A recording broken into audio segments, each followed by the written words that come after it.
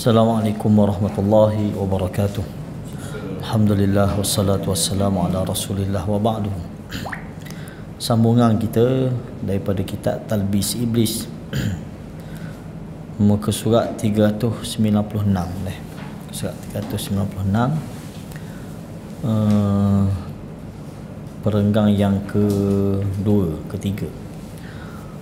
Qala al-muallif rahimahullahu taala, Abu Hamid At-Tusi rahimahullah berkata, ketahuilah bahawa kaum sufi sangat tertarik kepada ilmu-ilmu yang bersifat ilahiyah, mana ilhamiyah, bersifat style mari sendiri tanpa belajar ni. Ilmu-ilmu yang menurut pandangan mereka diperolehi atau ia datang langsung daripada Allah. Ilham lah, style ilham.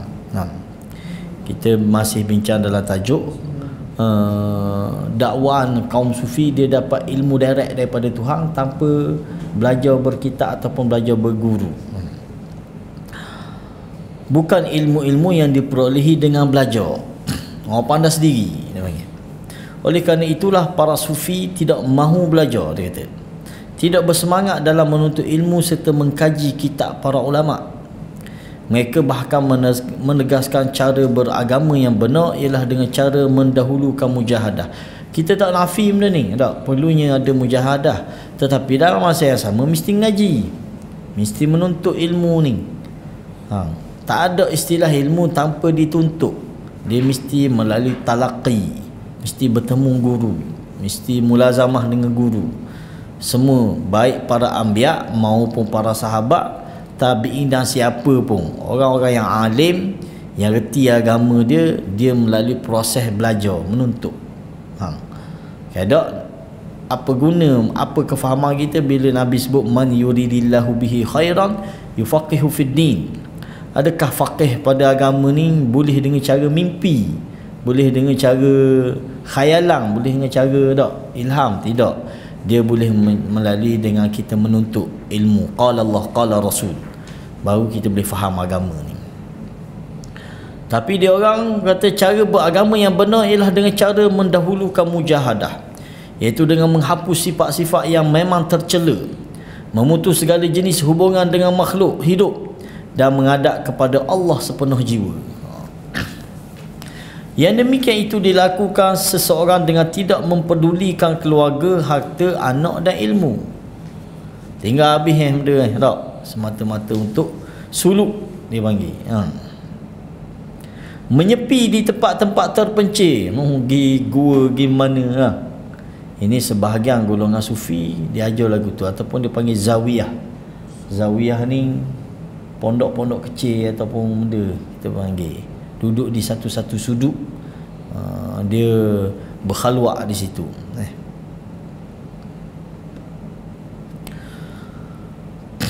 Yang demikian ia dilakukan dengan tidak mempedulikan keluarga, harta, anak dan ilmu. Menyepi di tempat-tempat terpencil. Kita di Malaysia ni pun ada banyak kumpulan-kumpulan yang mendakwa tarikat tu, tasawuf tu dan sebagainya. Duduk di janda baik tu, di mana, di Ulu Dungung, mana lagi ada. Banyak kumpulan ni yang memang dia gitu kaedah dia. Muka surat kita 396. Muka surat tu berapa? 471 deh. Cetakan yang berbeza tak? Syarikat yang sama tapi cetakan yang berbeza. Menunaikan solat fardu dan solat rawatib sahaja. Malah setengahnya rawatib pun dia tak buat. Lepas habis sembahyang tu dia berzikir dia selalu. Zikir Tok Syekh dia selalu. Ini kita tengok sendiri, kita pernah pergi tempat-tempat ni, kita nak tengok memang dia, sebab pengikut dia dakwa dia kata tok guru dia ni tak ada sebutir pun, semua benda dia buat sunnah belaka, dia kata. Kita kata dah, kita nak pergi tengok sekali. Pergi step pertama, lepas mayat garik, sudah mayat garik tu terus tak zikir dia selalu. Allah, Allah, Allah. Dua je zikir dia, Tok Syekh dia tu. Allah dengan la ilaha illallah. Dia zikir. Ni boleh tahan lagi, mana dia hanya tumpu pada solat fardu dan solat rawatib. Tanpa disertai oleh keinginan membaca Al-Quranul Karim. Tak? Benda introspeksi diri sendiri, mana koreksi diri tak? Tidak menulis hadis. Menulis hadis.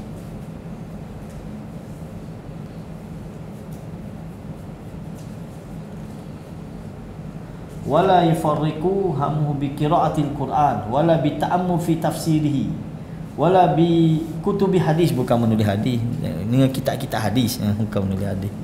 Tak, bi kutubil hadis. Ke menulis bi kutubil hadis wa ghairihi, atau selainnya, tak cara langsung tentang ilmu, baik ilmu Quran, ilmu tafsir, ilmu hadis. Tafsir dia sebut introspeksi diri sendiri, ta'ammu fil tafsirihi, bi qiraatil Quran, tak cara tak ambil hal tentang membaca Quran, wala bi ta'ammu fi tafsir, dan memerhati pada tafsir Quran. Tak ada kan dia tafsir Quran. Wala bi kutubi hadis wa ghairihi, tak cara benda-benda ni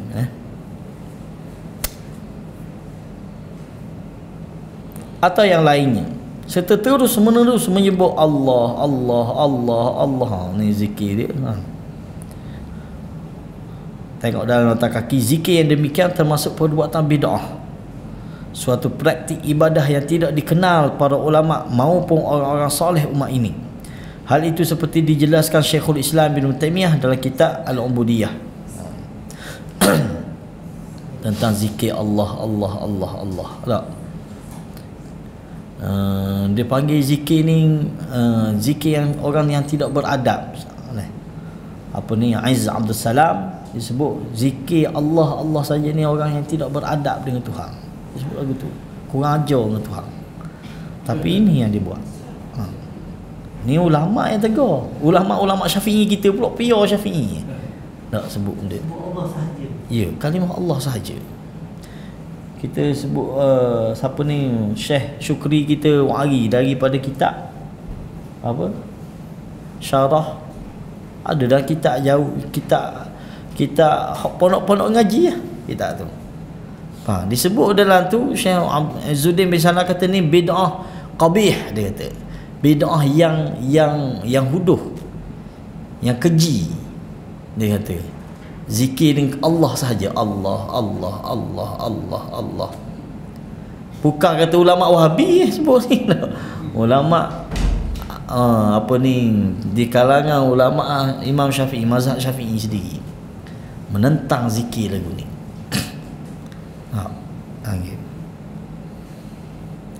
Dan zikir ni tengok dalam nota kaki disebut yang demikian termasuk perbuatan bid'ah. Ni ulama-ulama termasuk ulama mazhab Syafi'i kata perbuatan itu adalah bid'ah. Bukan bid'ah hasanah, bid'ah qabih kata. Kalau bid'ah hasanah boleh tak kira tak? Tapi disebut bid'ah qabihah, bid'ah yang dikeji, yang uduh. Kita kan ngaji dalam tajwid ada wakaf qabih, kita panggil wakaf. Bukan wakaf qabih. Qabih makna wakaf yang dikeji, yang tak comel. Kalau kita wakaf situ termasuk ni. Sebab kaedah zikir ada dah, cara kaifiat berzikir itu ada. Nabi sendiri tak pernah ada satu pun, tak pernah Nabi ajar zikir lagu tu. Setambung ulama buku kan tu zikir-zikir Nabi ni tak. Imam An-Nawawi tulis sebutir kitab Al-Adhkar, himpunan zikir-zikir Nabi. Sebutir kitab mana Imam Nawawi tulis. Tak ada dia ajar Allah, Allah, Allah, tak ada. Tapi apa dipertahankan? Sebab Tok Syekh dia baca gitu. Tok Syekh dia warilah segala ayat Quran, segala hadis yang bahasa-bahasa boleh cari makan dengan hadis tu, dengan ayat Quran. Contoh uzkurullaha zikran katsira.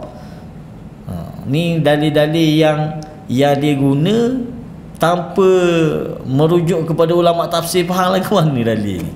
Tapi dia pakai Abu Hurairah. Ni tengok ni uzkur maksud dia sebut. Ngaji dah. Betul kita tu, betul dah menterjemah lagu tu, tapi guana kefahaman dia. Tak. Kefahaman bila kata uzkurullah, sebut Allah ni, lagu mana Nabi ajar? Nabi ajar kepada kita sebutir-sebutir cara berzikir. Tak. Baik zikir dalam semayang kita, baik zikir di luar semayang. Ulama bahagikan zikir kepada dua kategori, ada zikir yang khas, ada zikir yang umum. Dua-dua ni Nabi ajar lafaz dia, baik zikir khas, baik zikir umum. Mana maksud kita zikir khas? Zikir khas ini zikir yang tertentu, dengan lafaz tertentu, dengan waktu tertentu. Contoh zikir selepas solat, Nabi tak baca benda lain, hak ni je Nabi baca. Ni zikir khas yang kita panggil wirid. Wirid ni benda hak yang harian, yang kita ulang-ulang dia. Apa kita ulang benda ni? Alasan dia Nabi ulang benda ni. Nabi lepas main Nabi baca benda ni, Nabi baca benda ni. Nabi tak baca benda lain. Tak. Maka hak zikir khas lagu ni kita kena baca khas sebagaimana Nabi baca. Nak masuk tandah, Nabi baca, ada zikir yang Nabi baca. Tak perlu kita baca benda lain. Tak. Bismillah Allahumma inni a'udzubika minal khubuthi wal khaba'ith. Tak perlu mari seorang dia baca ayat kursi contoh. Sebab takut syaitan. Logik, memang logik kita tu. Ayat kursi mana sabar. Ataupun baca Al-Baqarah, sebab Nabi kata mana-mana tempat yang dibaca Al-Baqarah syaitan tak masuk tempat tu. Mana sabar logik, tapi Nabi tak baca kita kata. Tak salah baca, tapi tak kena point, tak kena tepat. Nak keluar tandah, nak masuk rumah, nak keluar rumah, masuk masjid, keluar masjid, tu semua kita panggil zikir khas yang Nabi baca, Nabi ajar kita cara berzikir. Dan ada zikir umum Nabi sebut kalimah, cuma berapa sebutan, tak, bila nak sebut dia umum, dia bebas. Contoh hamda, istighfar contoh, tak, contoh selawat, contoh benda lagi, subhanallah wa bihamdih, subhanallahil azim. Nabi tak sebut bila nak sebut, tak, berapa kali nak sebut. Cuma Nabi kata ni kalimah ni, dua kalimah ni Allah suka, ringan di lidah, berat di timbangan amal, tak, dan Allah suka sangat kalimah ni. Berapa nak sebut banyak ni pun. Itu tiba-tiba kita lebih berminat dengan zikir-zikir yang masalah dia sedap sebut. Kalau kita dengar tu Allah hu tu rohok sikit bahasa mulut pun udah nampak sebut hu, tapi hasbi rabbi Allah tu dengar tu memang menangis kita dengar masa kecil dulu, masa sekolah-sekolah mendengar dulu kan, time buat zikir munajat tak ada hal lain, hasbi rabbi, selok menangis. Tok Guna Haji kata menangis bukan kerana ingat Tuhan, tapi kerana lagu sedih tu menangis tu. Hingga lidah tidak lagi bergerak dan bentuk lafaz itu pun terhapus dari dalam hati. Siapa tahap tu ni?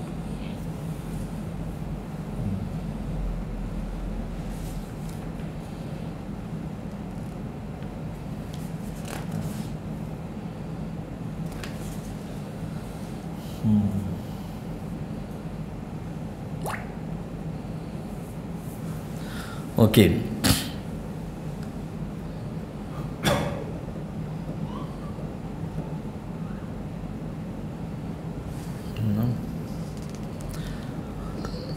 Penulis berkata, itu Imam Ibn Jauzi, kita kata, aku tidak habis fikir bagaimana boleh perkataan seperti itu terlontar dari seorang faqih. Banyak dia tegur komentar dia terhadap Imam Al-Ghazali rahimahullah ta'ala. Dia kata macam mana seorang faqih dia respect Imam Ghazali, dan Imam Ghazali ni memang alim dalam bab fiqh, dalam bab usul, memang menjadi rujukan fiqh mazhab dan juga usul fiqh Imam Ghazali ni. Tapi dalam bab tasawuf dia, walaupun kita kira tasawuf Imam Ghazali ni tasawuf paling ringan sekali, tak, hak yang banyak benda lah kita boleh pakai, tapi ada juga benda-benda yang perlu ditapis. Saya dulu masa ngaji di Jamiatul Iman, kita ngaji kitab dia panggil Tazkiyatul Anfus, Mustakhlas fi Tazkiyatil Anfus, karangan Said Hawa. Said Hawa ni salah seorang ulama Haraki lah, ulama Ikhwanul Muslimin di Mesir. Dia ni di penghujung hayat dia ulama gerakkan lah, tapi di penghujung hayat dia ni dia ke arah macam ke arah sufi sikit, ke arah tasawuf, ke arah tazkiyah. Lalu dia karang banyak kitab berkaitan dengan tazkiyah. Dia tak guna istilah tasawuf, dia guna istilah tazkiyah, dan istilah tazkiyah lebih menepati Quran dan Sunnah. Tak, dalam Quran pun tak ada tasawuf ni, tak temu cari tasawuf. Tak, yang ada tazkiyah. Qad aflaha man zakkaha, Allah kata tak, telah beruntunglah orang yang telah menyuci jiwa. Tazkiyah ni maksud dia penyucian jiwa. Buku Mustakhlas ni dia ambil, dia cedok daripada kitab Ihya Ulumuddin. Dia cedok tak benda-benda yang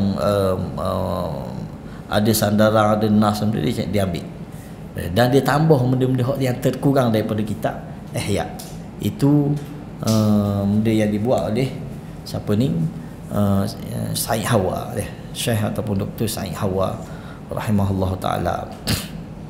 Sama macam ringkasan yang dibuat oleh siapa, Qasimi ke siapa, tak ada orang kita di Malaysia ni kalau buku Ihya hak terjemahan tu, hak Mutiara Ihya tu bukan asal kitab Ihya tu, ringkasan lah tu, tak, ringkasan. Imam Ibn Jauzi pun ada, dia buat ringkasan Minhajul Qasidin, dia buat tak, Minhajul Qasidin itu pun ringkasan daripada Ihya Ulumuddin.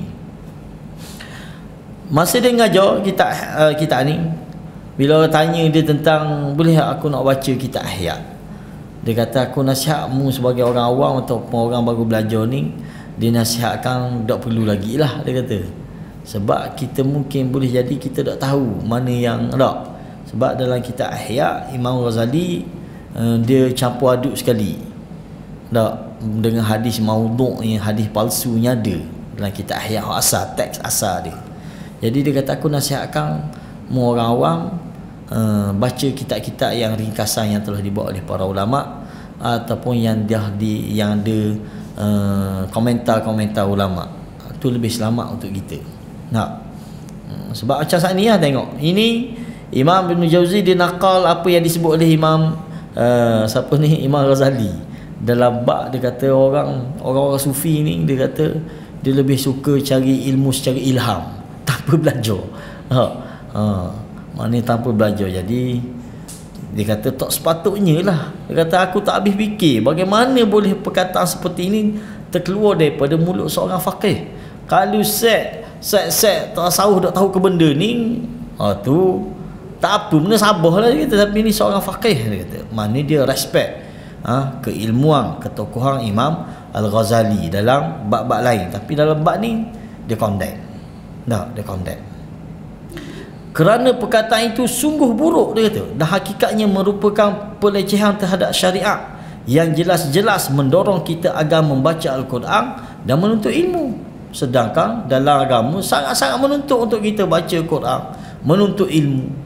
Nabi sebut talabul ilmi fariidatun ala kulli muslim. Nabi kata menuntut ilmu itu menjadi kewajipan ke atas setiap individu muslim. Dia jadi fardu ain ke atas kita. Kita dah faham fardu ain hak kita ngaji kecil hari tu. Saya selesai dah, boleh fardu ain tak? Apa ni UP benda dia panggil UPKK ke benda tak? Betul dah tu fardu ain peringkat tu, kita kena ingat fardu ain pengajian ilmu fardu ain ni dia siapa ke peringkat, siapalah kita ketua, siapa ke habis umur pun dia ada ilmu fardu ain yang patut kita ngaji. Benda fardu ain, benda ilmu yang mesti kita kena tahu dalam kehidupan beragama kita. Contoh masa kecil kita kena tahu bab ambil semayang, kena tahu hukum semayang, tu fardu ain peringkat tu. Kita hanya fokus anak-anak kita peringkat tu baik. Masuk sekolah menengah tak ada dah ilmu fardu ain. Saya baik dah sekolah rendah itu. Lah masa sekolah menengah lagi banyak fardu ain yang dia mesti pelajari. Hubungan dia bukan mahram dia, gua ni. Lah. Masalah apa ni haid, masalah benda. Dia kena ngaji benda tu. Pak nikah pula, fardu ain pula pak nikah. Saya baik dulu tu ada CJ nikah apa ni khusus CJ khusus.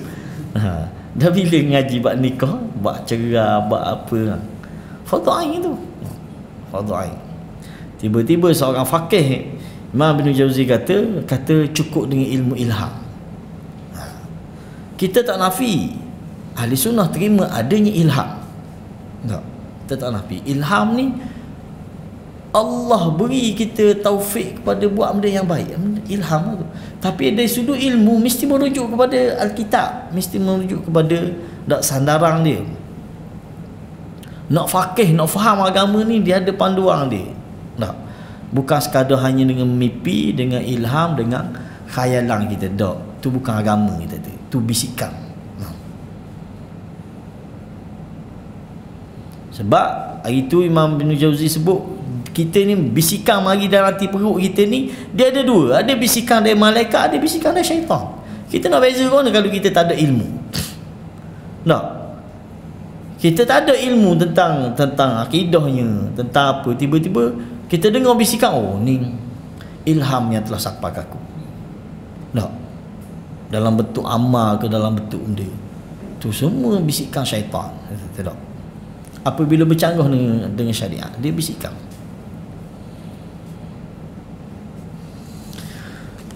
Terkait dengan mazhab janggal tersebut, aku melihat beberapa orang mulai mulia dari para ulama sunnah di berbagai wilayah tidak menempuh jalan para sufi ini. Justru mereka menyibukkan diri dengan mencari ilmu terlebih dahulu.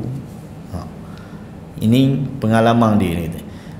Jika mengacu pada urutan yang dikatakan oleh Abu Hamid Al-Ghazali sebelumnya, maka jiwa akan fokus sepenuhnya dengan segala was-was dan khayalan peribadi. Kita ni bila kita ada amalan-amalan yang kita buat tanpa ilmu, betul-betul dia mari daripada sangkaan-sangkaan.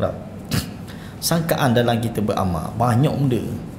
Saya sendirilah zaman belajar, dan bila kita dengar orang ni kata gini, ingat awal-awal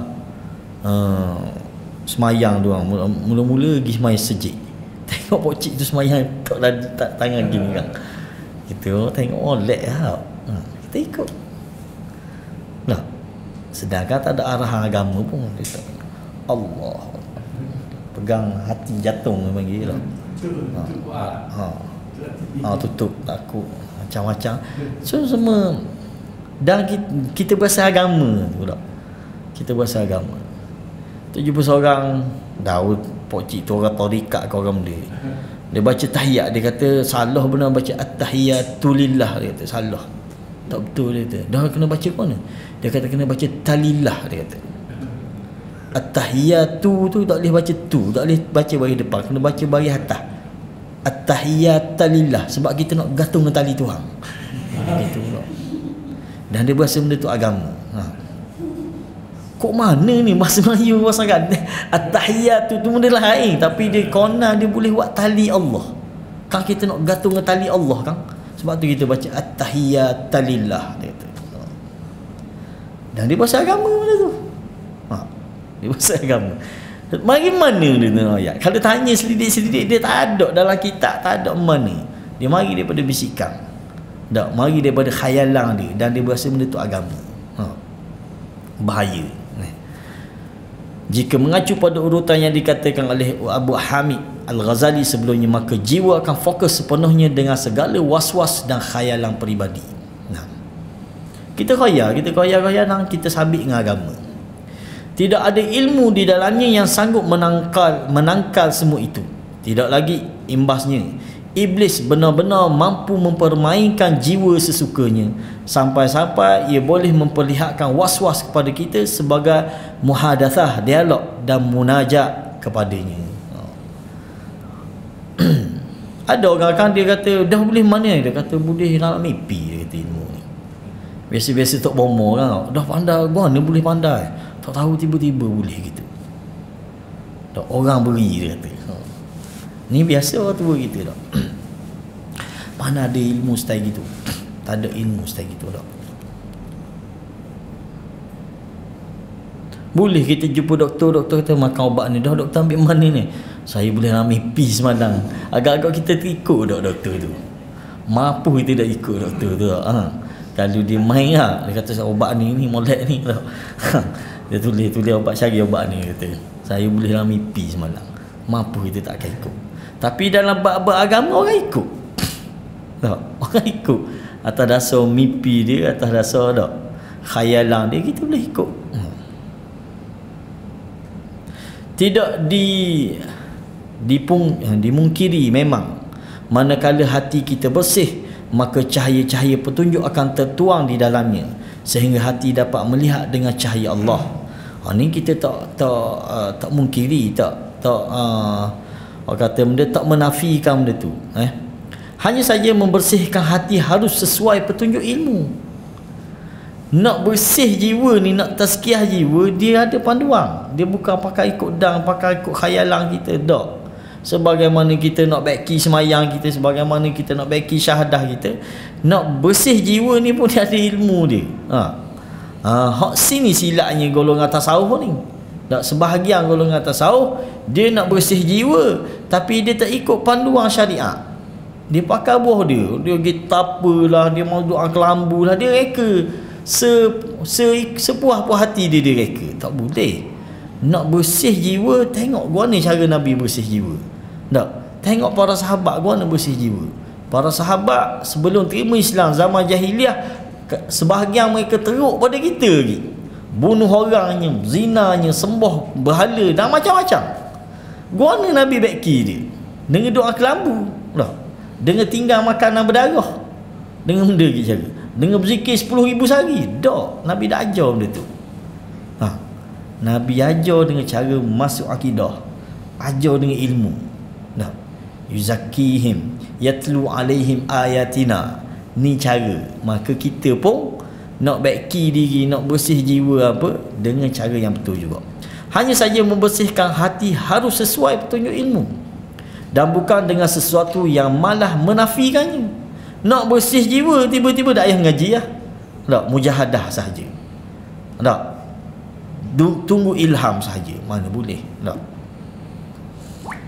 Kerana lapar yang luar biasa, begadang secara berlebihan, dan begadang ni mana jaga malam tak? Dan membuang-buang waktu di dalam berbagai khayalan, semua itu merupakan perkara yang dilarang syariat. Tidak ada manfaat yang didapati dari ahli syariat saat melakukan sesuatu yang dilarang olehnya. Tak. Semua dilarang. Berlapar yang luar biasa. Ni sebahagian sufi buat benda ni. Kita bincang dah dulu. Dia keluar, dia bermusafir tanpa bekalan, tak apa, benda kadang sampai ke lapar orang. Yes, para sahabat dulu berlaku lapar ni, tak nafi tak.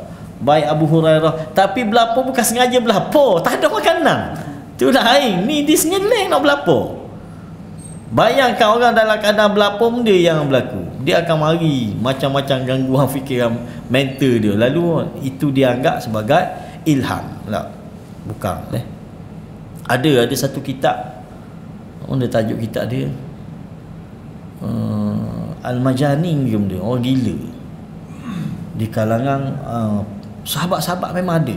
Ada yang Abu Hurairah kadang sampai lapar, kadang cakap seorang. Ada dalam, disebut dalam hadis. Terlalu lapar, tak ada makanan. Kadang tengah jalan dah gelepar. Tu berlaku. Tiba-tiba golongan sufi ni dah ambil situ, dia pun guna taktik yang sama berlapar. Sedangkan dalam keadaan ada makanan, ada benda, mana boleh gitu tak. Semua dilarang oleh agama tu. Membuang-buang waktu, berlapar yang luar biasa, begadang secara berlebihan. Mana sepanjang malam tak mau tidur, mana boleh. Nabi sendiri, Nabi qiyamul lail dan Nabi tidur. Maka kita pun tak boleh, kita nak sepanjang malam kita nak qiyamul lail. Tak boleh. Maka dia kata tidak ada manfaat yang didapat dari ahli syariat saat melakukan sesuatu yang dilarang olehnya. Ketahuilah antara ilmu dan olah jiwa, mana nak didik diri ni, tarbiyah diri ni sama sekali tidak saling menafikan. Ilmu dengan tarbiyah jiwa ni ataupun tazkiyah, membersih jiwa ni dia selari. Sebab memang agama ni mari, antara benda yang penting agama mari, yuzakihim, membersih jiwa manusia dari segala penyakit. Hak ni kita boleh pakai. Imam Ghazali dalam kitab Ihya dia sebut benda ni. Tak, agama-agama mari ni untuk bersih jiwa. Betul. Hak ni kita pakar. Dalam kitab Sa'id Hawa dalam Tazkiyatul Anfus tu pun dia wari, dia senaraikan apa yang Imam Ghazali senaraikan dalam Ihya dia. Maknanya agama mari untuk membersih jiwa. Ambil yang patut dibersih ada lebih kurang 14-15 penyakit jiwa kita ni.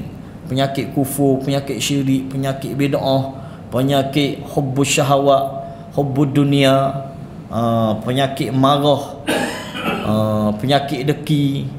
Ada 15 penyakit lebih kurang yang disenaraikan oleh Imam Ghazali. Lalu Imam Ghazali wari obat dia, penawar dia untuk ubat penyakit ni disenarai pula. Dan semua penawar tu betul. Antaranya solat dak mencegah segala penyakit saat ni. Puasa, zakat, haji, zikir. Cuma dia tinggal. Imam Ghazali tinggal penawar besar.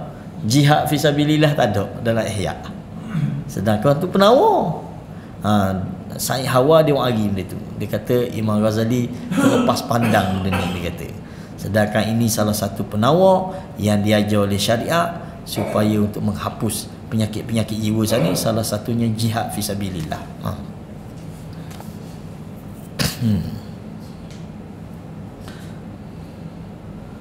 Jadi antara ilmu dan olah jiwa ni, maknanya untuk bersih jiwa ni sama sekali tidak saling menafikan. Justru ilmu mengajarkan cara olah jiwa, pembersihan jiwa hati yang benar dan dapat membantu meluruskannya. Kitab yang terbaik untuk kita jadikan panduan dalam kita nak bersih jiwa ni, kitab Riyadhus Salihin. Kitab Riyadhus Salihin ni disusun oleh Imam An-Nawawi rahimahullah ta'ala. Imam Nawawi susun memang cara untuk bersih jiwa. Start daripada bab ikhlasnya, bab sabarnya, mujahadah, muraqabah, dia baca susun. Kita pengalaman ngajar kitab ni tak ada habis belaka sekarang. Siapa bab bid'ah tu jeng lalu, kena kerak lalu. Padahal kita syarah ikut kitab dah tu. Ada seorang tu dia kata kitab betul dah Ustaz Syed pakar tu, cuma syarah dia tak betul, dia kata. Lalu nak kata apa, InsyaAllah kita cuba buka balik Riyadhus Salihin di Pasdek ni. Di Pasdek ya, surah Pasdek, kita buka situ Riyadhus Salihin. Rasa serik dah nak buka tapi berasa sebab sayang. Sebab tu memang antara kitab yang terbaik sebagai panduan kita orang awam ni untuk dalam nak bertasawuf, nak membersih jiwa. Nak banding kitab-kitab lain, kitab Riyadhus Salihin ni susunan dia komplit merangkumi semua. Bab zikirnya, bab ada belaka. Nah tu dak. Kalau kita boleh khatam seperti kitab tu, masya-Allah.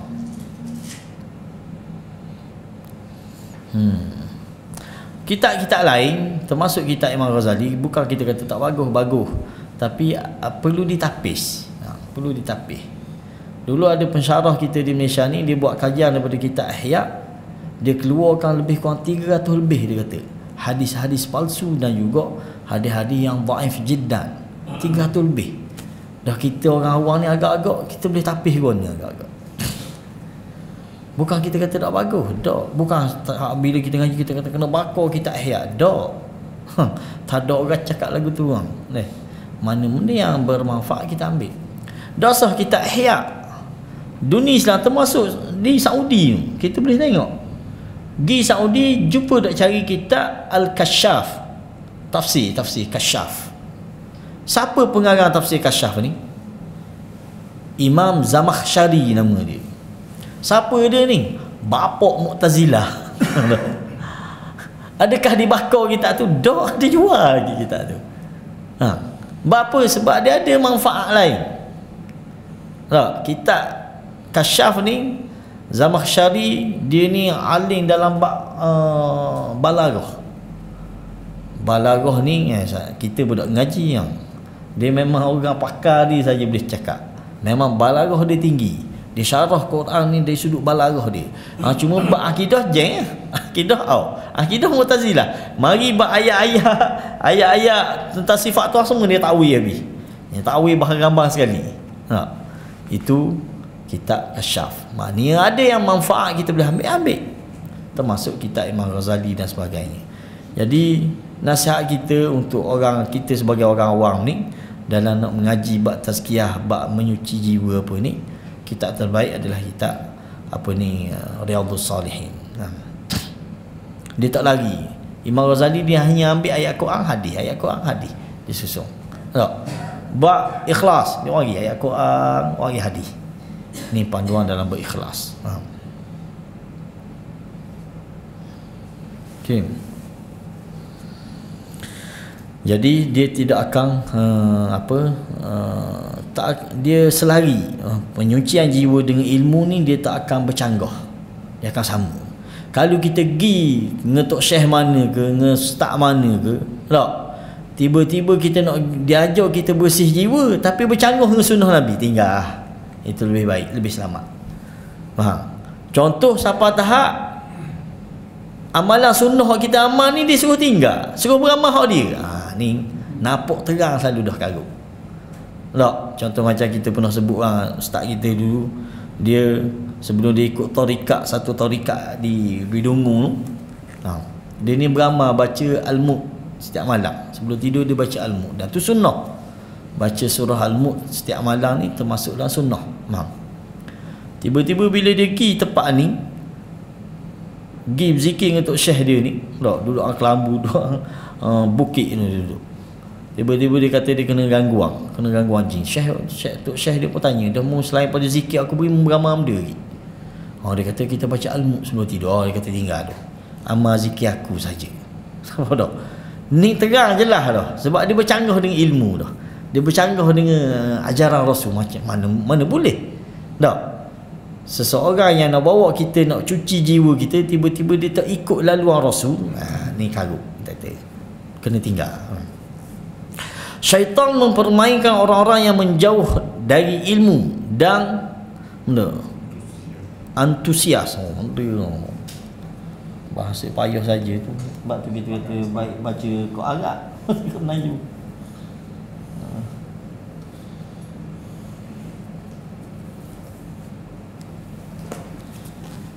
Kita nak baca direct ni tu juga. Semangat. Kena cari orang Indonesia baru faham semangat. Betul tak? Kat mana semalam Riyadhah yu'allim kayfiyat riyadhah wa innama tala'bu syaitan bi aqwam fa ab'adul ilma wa aqbalu ala riyadhah bima yanha anhu al-ilm wal ilmu ba'idun anhum. Tak ada wa taratan yu'thiruna ma ghairuhu aula. Okey, dia kata dan sekali mereka mendahulukan mana dengan olah jiwa. Olah jiwa ni riyadhah, maknanya penyucian jiwa lah, dengan melakukan hal-hal yang dilarang ilmu. Siapa tahap dia buat benda-benda yang dilarang oleh ilmu hingga ia pergi dari mereka. Contoh tadi kita ambil zikir, dia nak zikir tapi dia tak pakai zikir yang Nabi ajar, malah dia tinggal habis zikir yang Nabi ajar, dia beramal zikir untuk syekh dia. Contoh zikir Allah sana, dia petahang habis tak. Zikir-zikir lain, zikir hasbi rabbi ke, pada zikir Nabi ni berlambak kita tak habis nak beramal. Beda akal. Tak payah lain zikir lepas mayang pun tak amal hak Nabi, itu boleh bayang. Dia boleh sepakat dari Johor sampai Kelantan, sepakat bacaan dia. Dia ambil mana bacaan? Kita tak faham, bersungguh dia baca. Semua tuan-tuan imam dari Johor sampai Kelantan sama speseng, seolah-olah dia terima riwayat yang sama. Dari turut yang sama. Sedangkan dia baca, Nabi tak baca pun. Nampak?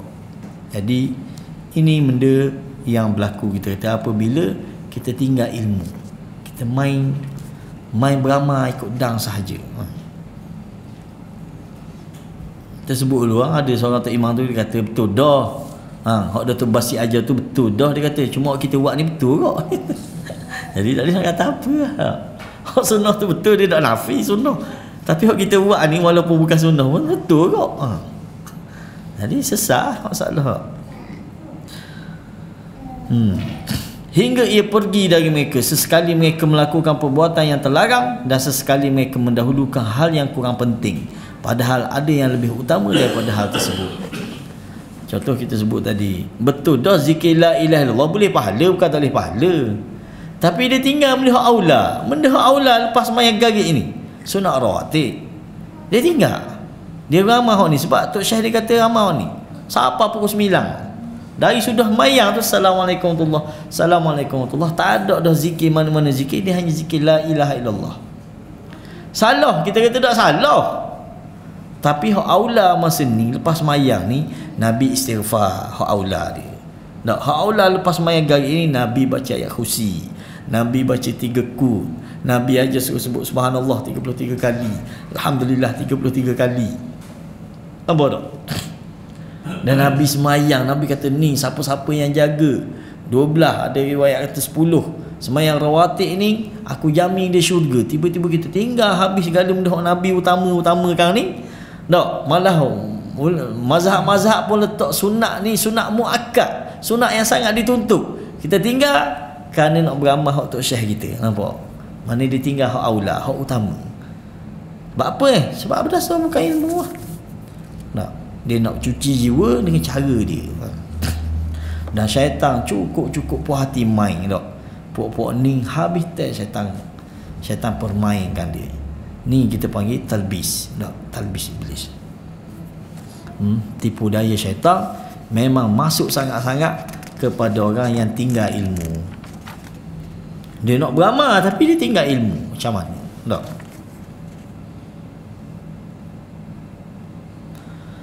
Yang lebih utama daripada hal tersebut, banyak kalau kita senaraikan, terlalu banyak amalan-amalan yang dia buat ni, dia tinggalkan hak yang utama ni.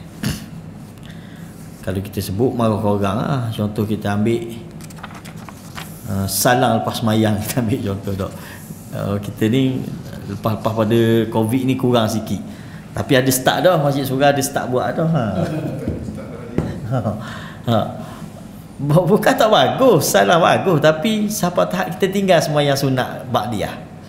Setengah Masjid Surah dia salah tu bawa balik husnuzon kita mungkin dia semayang di rumah lah. Husnuzon kita, tapi dia tinggal dia tinggal mendehok keutamaan. Apa lagi kita kata, banyaklah benda-benda lain lagi. Dia tinggal utama, malah kadang-kadang dia buat benda yang terlarang tak.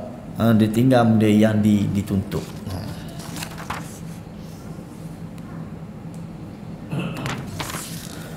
Sebenarnya ilmu dapat memberikan penjelasan terkait semua peristiwa itu, tetapi apa boleh buat, mereka justru menjauhkan diri dari ilmu. Maka sudah selayaknya kita berlindung kepada Allah dari kehinaan sebagai akibat dari tidak mempedulikan ilmu syariat. Dia orang kadang dia pemain ke? Kata ni pih. Kata kulit je tu dia mengaji. Dia mempelekehkan ilmu syariat ni. Dia berasa ilmu dia ni ilmu isi sebenarnya. Ilmu lagu mana? Dia istilahkan kepada kita ni ilmu yang bermanfaat. Ni kita buat ni. Kita buat kita beramal. Pok ni ngaji saja tak beramal pun, tak berzikir. Malah kadang dialah dulu mungkin sebahagian orang-orang yang nak buat sunnah ni mungkin kadang-kadang kurang ilmunya. Lalu dia agak ni pok ni bukan jenis malah nak berzikir, lepas mayang tak berzikir. Dia begitu. Sedangkan silap, perbuatan tu silap. Sebenarnya kita kata sunnah berzikir selepas mayang, cuma kita tak berzikir kuat, tak berzikir secara jama'i. Nampak tak? Tapi dia pelekeh kata ni geng-geng malah nak berzikir, malah nak baca yasin, malah belaka dia kata. Tak.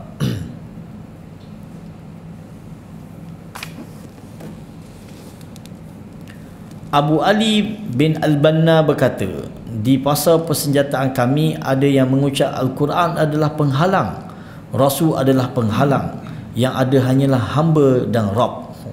Sekelompok orang terfitnah kerana penyataan ini sehingga mengabaikan amal ibadah. Ada pun orang yang mengatakan pernyataan tersebut dia bersembunyi kerana takut dihukum mati.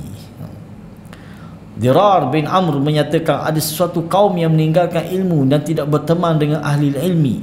Mereka membuat mihrab ni tempat ibadah dia buat tak.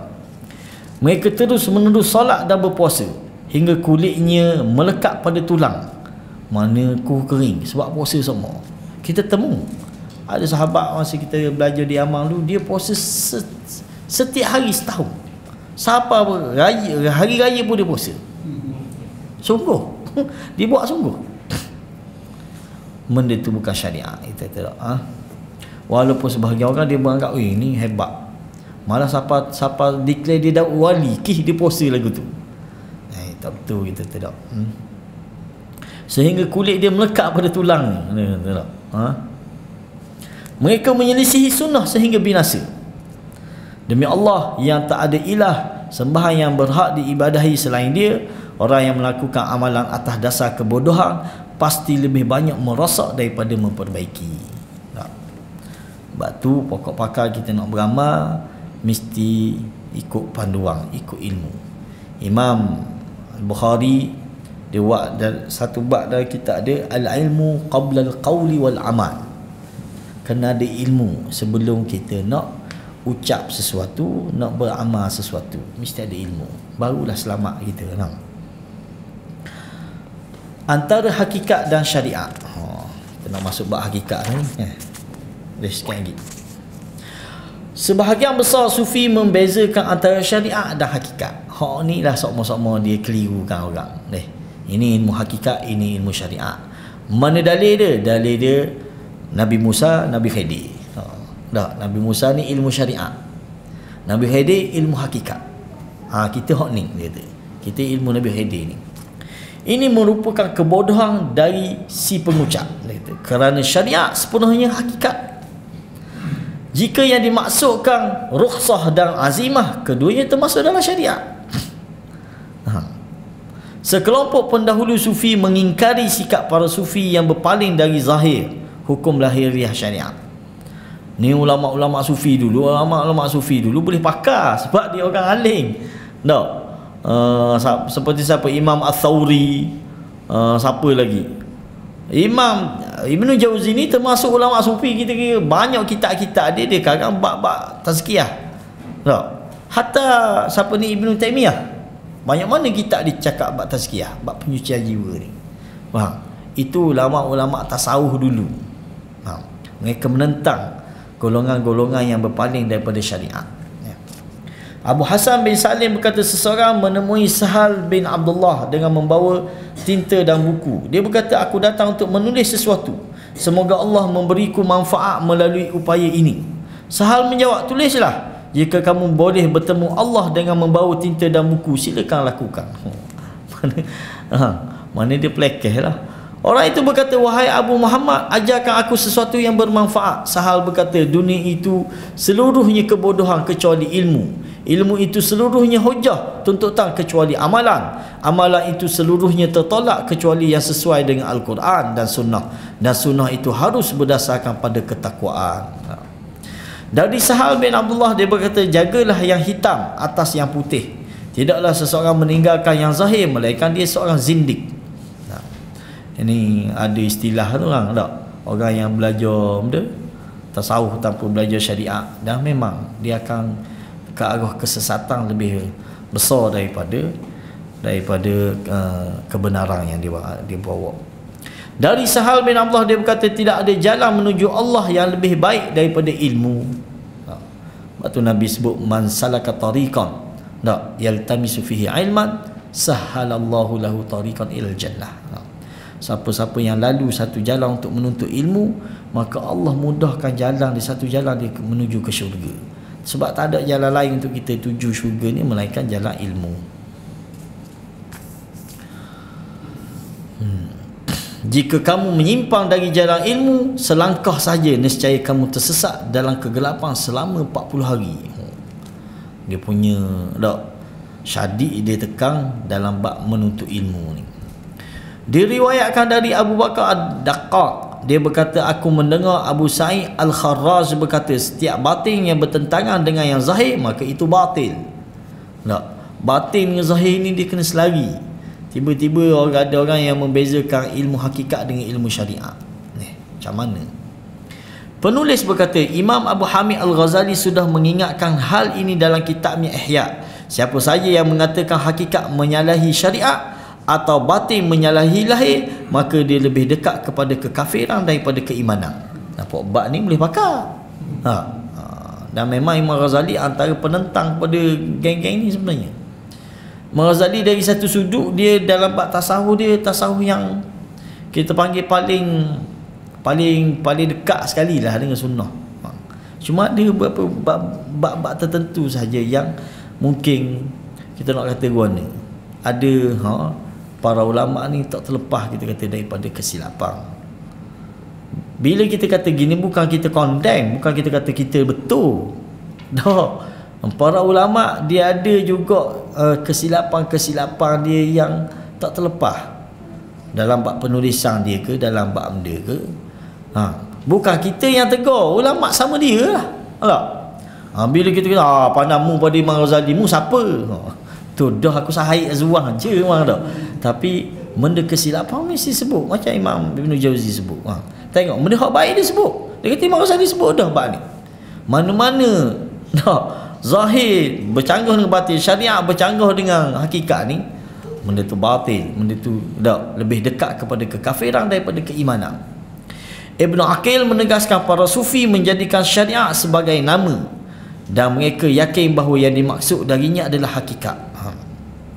Ini merupakan perkara buruk, lanjut Ibn Aqil rahimahullah, kerana syariat dibuat al-haq, iaitu Allah, untuk kebaikan dan peribadatan makhluk, sehingga hakikat tidak lain hanya sesuatu yang merasuk dalam jiwa lewat bisikan syaitan.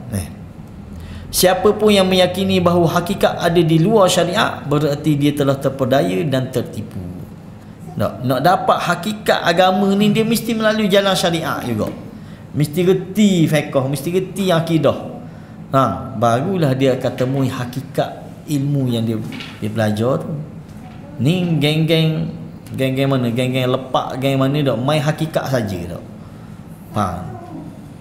Ilmu syariat tak mau pakar, tak mau belajar macam mana. Kita tak. Orang hak belajar pun kesilapan orang belajar dia tak beramal. Tu tak.